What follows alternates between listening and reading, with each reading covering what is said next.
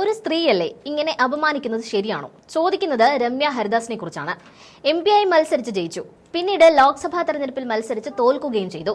നിയമസഭാ തെരഞ്ഞെടുപ്പിൽ ചിറയൻകീഴിൽ ജനവിധി തേടാൻ കോൺഗ്രസ് രമ്യയെ നിയോഗിച്ചതിന് പിന്നാലെയാണ് സൈബർ ആക്രമണങ്ങൾ കടുത്തത്. ഇതിന് പിന്നാലെ ചങ്കിൽ കൊള്ളുന്ന കുറിപ്പുമായി എത്തിയിരിക്കുകയാണ് രമ്യ ഹരിദാസ്. തന്റെ ഫേസ്ബുക്കിൽ കുറിച്ച പോസ്റ്റിലൂടെ പാർട്ടിക്കുള്ളിലെയും പുറത്തെയും ശത്രുക്കളോടും വിരുദ്ധ ചേരിക്കാരോടും കണ്ണു നിറഞ്ഞ് രമ്യ പറയുന്നുണ്ട്.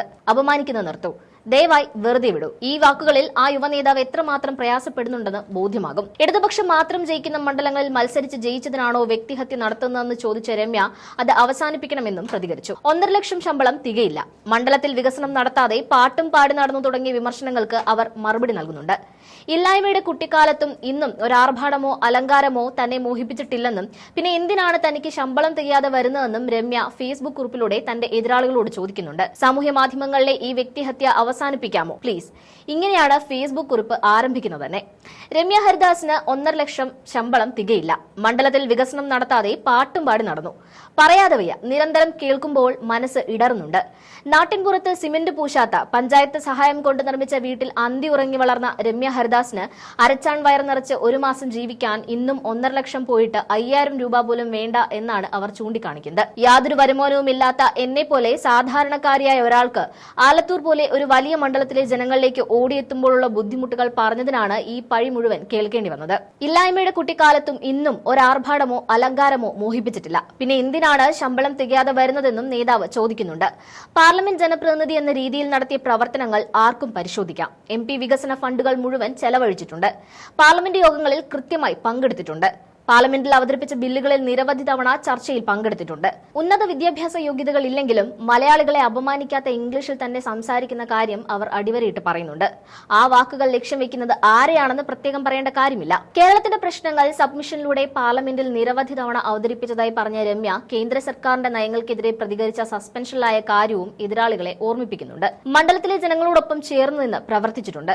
ഒരു പ്രതിപക്ഷ MP എന്ന നിലയിൽ സംസ്ഥാന ഭരണവും കേന്ദ്ര ഭരണവും ഇല്ലാതിരുന്നിട്ടും പരമാവധി ചെയ്തുവെന്നും വേദനയോടെ രമ്യ ഹരിദാസ് എതിരാളികളെ ഓർമ്മിപ്പിക്കുന്നുണ്ട്. ഇടതുപക്ഷം മാത്രം ജയിക്കുന്ന മണ്ഡലങ്ങളിൽ മത്സരിച്ച് അവിടെ ഒരു തവണ ജയിച്ചു എന്നതാണോ സാമൂഹ്യ മാധ്യമങ്ങളിൽ വ്യക്തിഹത്യ നടത്താൻ കാരണമെന്നും ലക്ഷങ്ങൾ ഭൂരിപക്ഷം ഇടതുപക്ഷത്തിന് നൽകിയിരുന്ന മണ്ഡലങ്ങളിൽ ഭൂരിപക്ഷം കുറച്ചു എന്നതാണോ പ്രശ്നമെന്നും രമ്യ എതിരാളികളോട് ചോദിക്കുന്നുണ്ട്. ഇടതുപക്ഷ പാർട്ടികളെ എതിർക്കുന്നവരെ വർഗവഞ്ചകരും ആജന്മ ശത്രുക്കളുമായി കണ്ട് വ്യക്തിപരമായും സാമൂഹ്യപരമായും ആക്രമിക്കുന്ന നയത്തിന്റെ ഇരയാക്കി തന്നെ മാറ്റുന്നുവെന്നാണ് രമ്യ പറയുന്നത്. ആലത്തൂരിൽ മത്സരിക്കാനെത്തുമ്പോൾ 7 നിയോജക മണ്ഡലങ്ങളിൽ 43 വോട്ടിന് അനിലക്കര ജയിച്ച വടക്കാഞ്ചേരി മാത്രമായിരുന്നു UDF-നൊപ്പം ഉണ്ടായിരുന്നത്. കഴിഞ്ഞ തെരഞ്ഞെടുപ്പിൽ പരാജയപ്പെട്ടുവെങ്കിലും നെന്മാറ, ചിറ്റൂർ, വടക്കാഞ്ചേരി മണ്ഡലങ്ങളിൽ UDF ലീഡ് ചെയ്തിരുന്ന കാര്യവും അവർ ഓർമ്മിപ്പിക്കുന്നുണ്ട്. 7 നിയമസഭാ മണ്ഡലങ്ങളുള്ള ആലത്തൂരിലെ ചേലക്കര നിയോജക മണ്ഡലത്തിൽ നിന്നും 40,000 വോട്ടിന് വിജയിച്ച 90-ലധികം സീറ്റുമായി കേരളം ഭരിക്കുന്ന ഒരു മന്ത്രിയായ കേരളത്തിലെ CPM-ന്റെ ഏറ്റവും സീനിയറായ നേതാവിനോടാണ് ലോക്സഭയിലേക്ക് വെറും 20,000 വോട്ടിന് പരാജയപ്പെട്ടത് എന്നത് മെറിറ്റായും രമ്യ ഹരിദാസ് പറയുന്നുണ്ട്. ഇന്നിവരെ UDF ജയിക്കാത്ത ആലത്തൂർ ഏത് വിധേനയും തിരിച്ചുപിടിക്കുക എന്നത് 2019-ൽ മണ്ഡലം നഷ്ടപ്പെട്ടത് മുതൽ ഇടതുപക്ഷത്തിന്റെ അജണ്ടയായിരുന്നു. അതുകൊണ്ട് തന്നെ വ്യക്തിഹത്യകൾ നടത്താനും കള്ളപ്രചാരണങ്ങൾ ഇറക്കാനും മണ്ഡലത്തിന്റെ വികസന പ്രവർത്തനങ്ങളിൽ പരമാവധി തടസ്സങ്ങൾ സൃഷ്ടിക്കാനും അനുമതികൾ കൃത്യസമയത്ത് നൽകാതെയും ഒരുപാട് ബുദ്ധിമുട്ടിച്ചു. അതെല്ലാം മറികടന്നാണ് മണ്ഡലത്തിൽ വികസന പ്രവർത്തനങ്ങൾ കാഴ്ചവെച്ചത്. ഒരു അധികാരമോഹവുമില്ല എന്നും സ്ഥാനമാനങ്ങളിൽ അമിത താൽപര്യവുമില്ലെന്നും രമ്യ ചൂണ്ടിക്കാട്ടുന്നുണ്ട്. സമൂഹമാധ്യമങ്ങളിലെ ഫേക്ക് അടികളിൽ നിന്ന് ആക്രമിക്കുന്നവരോടല്ലെന്നും അതിനുമപ്പുറം തന്നെ വിശ്വസിക്കുന്ന ജനങ്ങളോടാണ് പറയാനുള്ളതെന്നും പറഞ്ഞാണ് രമ്യ തന്റെ ഫേസ്ബുക്ക് പോസ്റ്റ് അവസാനിപ്പിക്കുന്നത്.